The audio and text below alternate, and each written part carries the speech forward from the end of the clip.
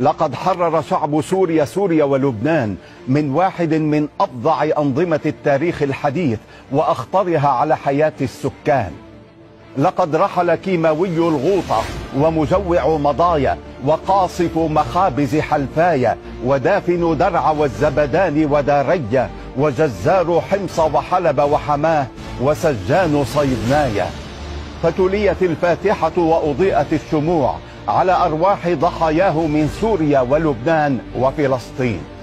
أسدل الستار على حكم عائلة أعدل من فيها سفاح نشرت الطائفية حيث محلت والطوائف كلها منها براء.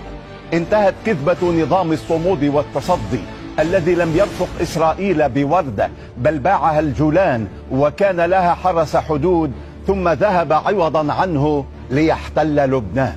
هرب بشار الأسد ليس من عدو بل من شعب مظلوم متعطش للحرية. رحل وأولاده وامرأته حمالة الذهب لاجئا إلى روسيا التي استقبلته لأسباب إنسانية. فتبرأت الإنسانية وحتى الحيوانية من مصاص دماء أسقط عشرات ألوف براميل النترات على شعب لا يمكن أن يكون شعبه. وكان بشار الفار البرميل الأخير الذي سقط ولم ينفجر.